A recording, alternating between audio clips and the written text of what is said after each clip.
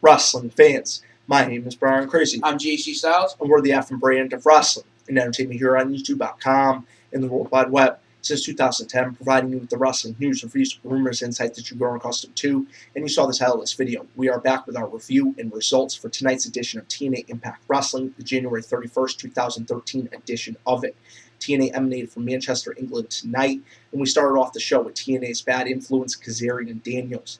They came down to the ring dressed like, what was that, Mel Gibson? Mel Gibson, Braveheart. Mel Gibson and Braveheart. They had the face paint, they had the kilts. They come out, they cut a promo, and they're quickly interrupted by the returning Magnus. Magnus came out to a huge ovation from his home country crowd there in England, and basically cleared the ring of Bad Influence. Then he ended up calling out Devon. It was open fight night, and you know the rules of open fight night. If you're called out, you have to answer the challenge, you have to fight.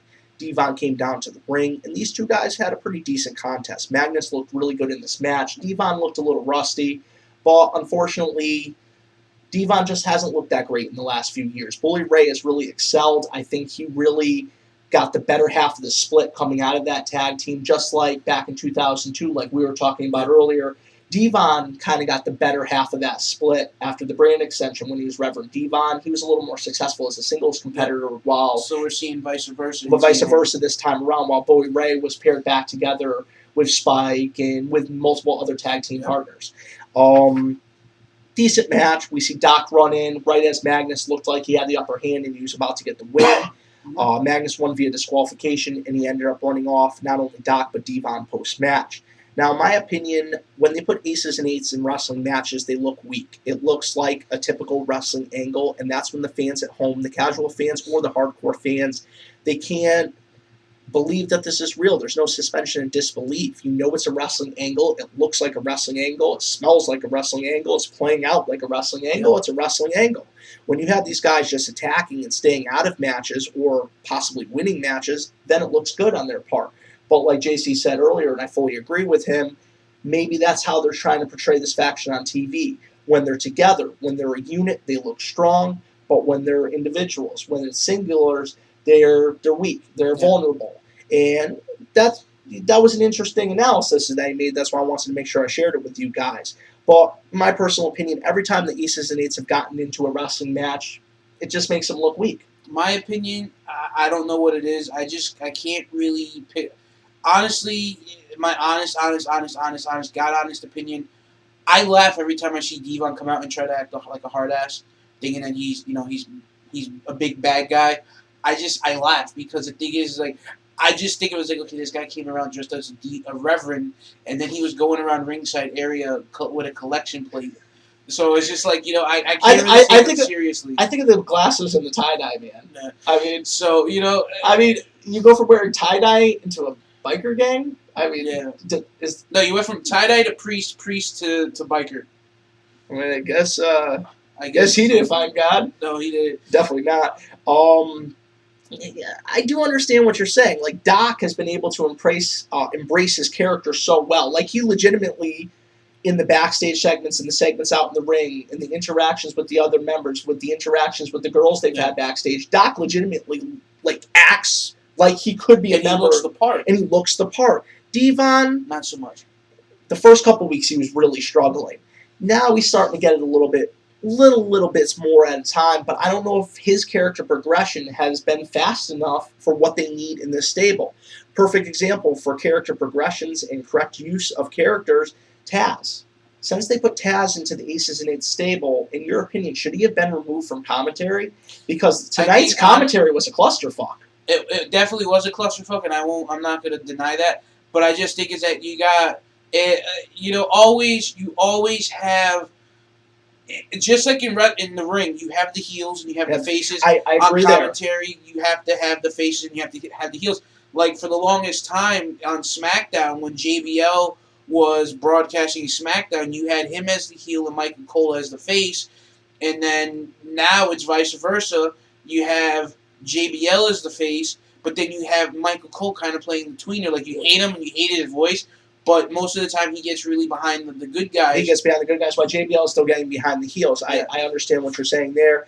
And it kind of reminds me of, let's go back to 2001 in WWE, when Paul Heyman was a commentator at that point in time, and he was the voice of the WCW ECW alliance. Now we have Taz as the voice of the Aces and Eights. Exactly. We could even go back to WCW when we had Bischoff as a commentator, and then he became part of the NWO faction, and he was kind of the mouthpiece for that. Yep. In my opinion, either Taz has really got to get the commentary game together. He's got to play the heel role on commentary a little bit better and learn how to sync with Kennelly and TNA as a heel and as a face group of commentators. I don't think it's so much Taz. I think it's more Kennelly. Todd Kennelly. Yeah, him. From NWA Hollywood.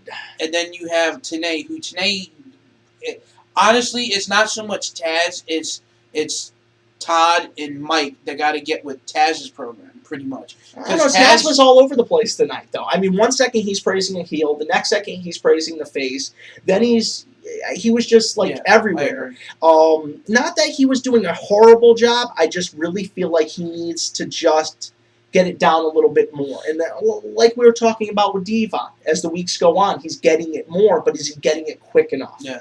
And that's the thing with Taz. He's got it. He's a good commentator. He's great on the mic, but the interactions as a heel with the face commentators, that's what needs to improve. Yeah. Then we didn't even get past the first segment of the night yet, guys. So let's try to get this rolling a little bit faster for you so we can get it uploaded for you. So we'll kind of run through some of this stuff, give you some quick thoughts. We'll give you the matches, our quick thoughts, and then just run through. We'll get this up. But I think we got to really talk about a lot of the progression, the Aces and Eights, characters, wrestling angles, a lot of the stuff that I know going into this we wanted to touch on. Sorry, guys, I'm still recovering from a cold. And I think he gave it to me. So if I end up clearing my throat, which I absolutely hate doing, I'm going to blame this guy over here. All right, then we go into Joseph Park. Joseph Park comes out. It's open fight night. Last week he promised that he was going to challenge somebody. He wanted the week to think about it. And before he even gets to call somebody out, Robbie E comes out. Robbie E comes out with Big Robbie T. And for the last few weeks, they've been really hinting on a split between Big Robbie E and, fist bump, guys. A split between Robbie E and Robbie T. Do you see that happening? I found it funny when Robbie E called everyone from the UK their hamsters, and then he looked over at Robbie T, and he looked at him and he was like, and then Robbie T gave Robbie E a look like he was like, I'm gonna kill you. I'm gonna kill you, you little. I'm gonna kill you. You're gonna call me a hamster. You know what I mean? And I know me and JC were talking about Joseph Park earlier. He really wants to see the return of the Abyss character. Now, I love Abyss. I thought the Monster Abyss was a great character. A lot of people over the years have called him a Mankind ripoff and all these other things. I thought Abyss was unique. I know he's similarities, just like Ryback has similarities to Goldberg. Doesn't mean he's a carbon freaking copy. Just because he wore a mask and he was hardcore doesn't mean he was a carbon copy of Mick Foley. Wasn't it when Foley was in TNA? Didn't he give him the flannel T-shirt and says, "You don't look like a Mankind ripoff at all"? Didn't he say that to Abyss when he was there for a little while? When he gave him the flannel shirt. That actually rings a bell. That quite possibly could have happened. Maybe I have to go and try to find that clip online after we're done doing this review. I know we've done that, about 1,000 times. We're damn close to our 1,000th episode of F and True Wrestling. And my thoughts on Joseph Park, I think Chris Park, the guy that portrays Abyss, and Joseph Park, incredible actor, incredible person. I mean, he's so versatile. He's been able to play these two completely separate roles that are so far apart they could go all the way around the world and meet on the other side.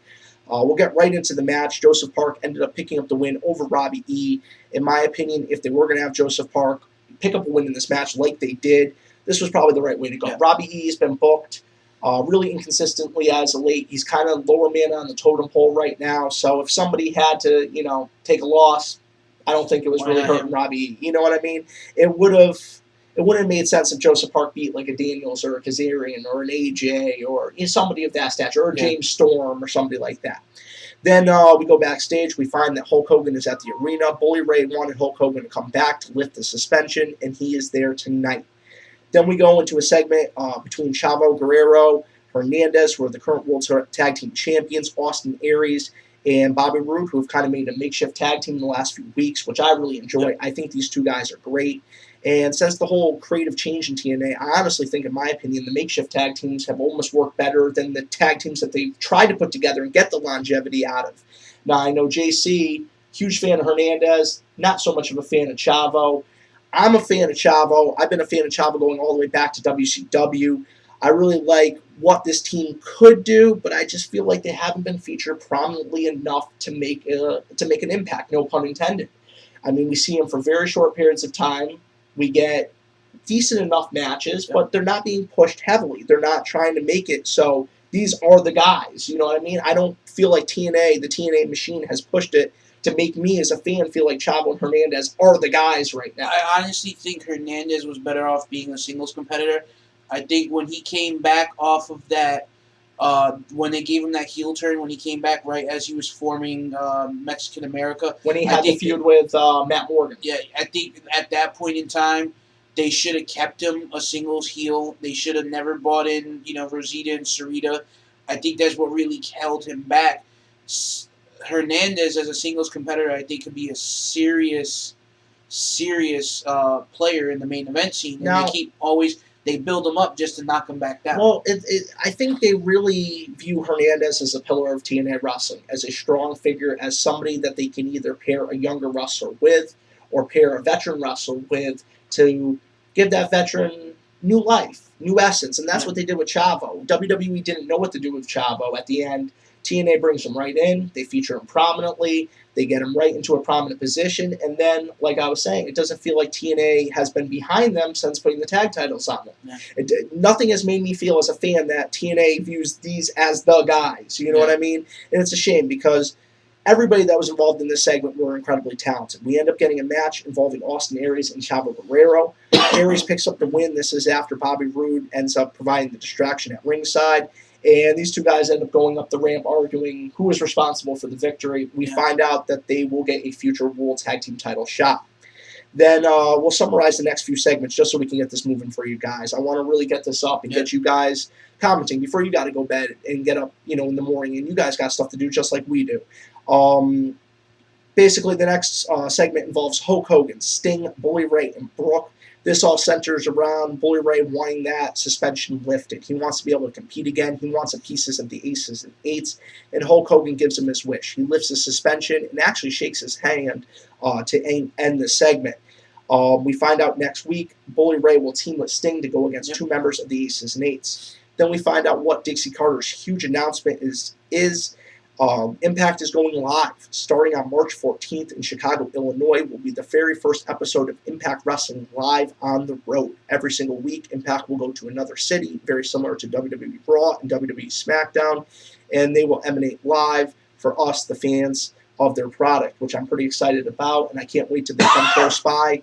So me and JC can actually see our very first Impact taping live. He's been fortunate enough to be to one Impact house show. I've been to two, but we've never been able to see their biggest production, one of their Impact tapings. Then we go into mixed tag team action.